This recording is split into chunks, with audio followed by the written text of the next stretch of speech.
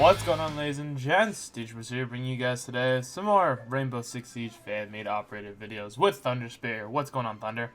Not a whole lot. Doing pretty good. Alright, that's good. That's good to hear. Well, we are back with some more fan-designed operators, or fan as in Thunder-designed operators. These are CTs that have not been confirmed for Rainbow Six Siege, or may not be in the game. Today we're talking about the Philippines. Kind of excited for that. Once again, I kind of got the formalities out of the way already. These are just for fun, 100% fan-made. Ubisoft does not... These are not on the way. We know the roadmap. We know it's Hong Kong, Spain, Poland, South Korea. And I always forget South Korea. I don't know why I forget South Korea. But that's about it. Racist. How was that racist? I'm sorry. That's not really racist if you forget. Anyways, I'm gonna mute myself. I got a couple things to do, Thunder, so I'm gonna go step away for a second. But I'm gonna let Thunder Spirit talk about stuff. I'll be back soon. Alright. So, today we are covering the Philippines Special Operations Command, or SOC for short. And for their weapons, we have the Arms Corps Model 30 shotgun, the PVAR rifle, which looks very similar to an M4, but it's not, and you can tell because of the name. The Fluoro Mark 9, which, as Moose said, is as if a Uzi and I don't remember what other gun, but it's as if an Uzi and another gun had a baby. And the Tech 22 handgun, which is one of the scariest handguns I've ever come across. Moving on into the operators, we have Knight with 3 armor and 1 speed.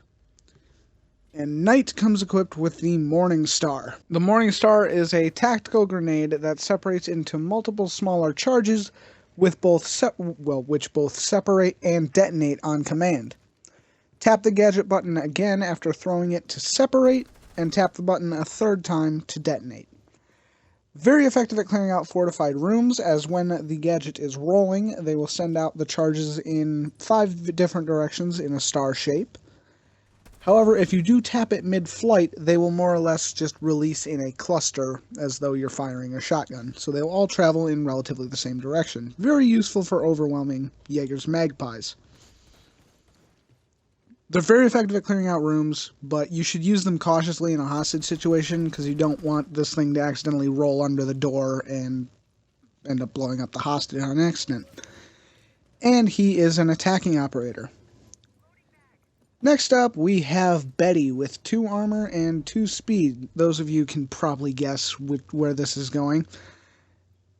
And Betty comes equipped with Bouncing Betty anti-personnel mines, capable of eliminating basically all but the most armored targets, shields.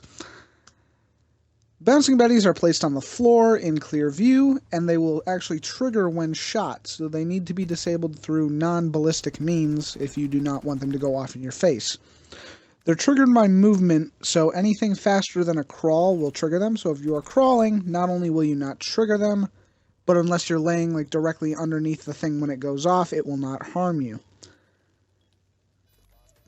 Also, this is very useful for tricking an enemy, so if you run past one and then quick make it around the corner, if there's an enemy chasing you, then you're good to go. So shields can block the shrapnel damage from the Bouncing Betty, saving themselves and their team. But, as I've said, it will damage you slightly if you're under the blast, but if you're crawling, you're guaranteed to not die from it, unless you're laying directly level with where it's exploding. Next up, we have Firewall with 2 armor and 2 speed. And Firewall is a direct counter to operators with nitro cells, and she comes equipped with a shield that has a single-use EMP on it. This will affect any device within 5 meters, effectively neutralizing any nitro cells that may be in flight towards her, or if she's close to a wall and you don't have a Thatcher or Twitch's drones are jammed or whatever, she can go up close to the wall, EMP it, and Thermite can go do his thing. And she is an attacker. And lastly, we have Surplus with 2 armor and 2 speed. And Surplus is more of a support-based defender. He bears an ammo box, allowing for every team member to replenish their supplies should they run low on reinforcements or ammo. For those of you that have played Terrorist Hunt, and you'll notice the little ammo crates sitting around everywhere, this is basically what he brings. So he sets them down. It has 5 uses, so if you have that one greedy teammate who runs off shoots one bullet at a drone and then comes back and takes it. Unfortunately, it's not just going to say, okay, you get one, you get one, you get one. It's literally, you just have to share 5 between your team. So for every replenish, even for one bullet or just a coil of barbed wire, it counts as a full replenish. But this is very useful for if you want to say, if you're on favelas, this can be very useful because you run low on reinforcements for just about every section that you're in. So this essentially gives your team 5 extra reinforcements to put up to keep yourself barricaded. And that is all for the Philippine operators. Moose, are you back yet? Yeah, I'm back. I'm here. I just made it back. Sorry.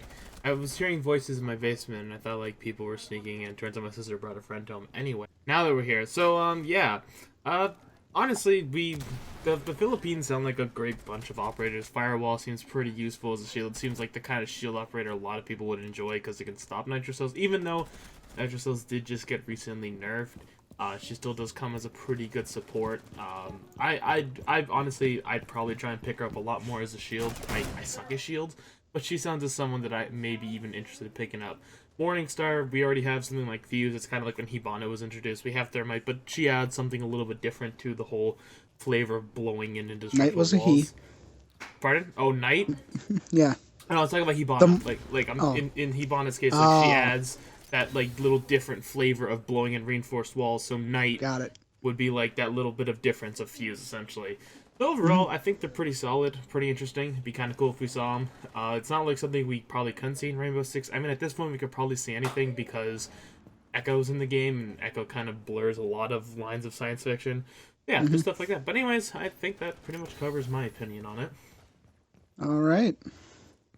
Alright, so that's gonna wrap it up, I guess. That's pretty much it. Yep. Yeah, so thank you everyone for watching today.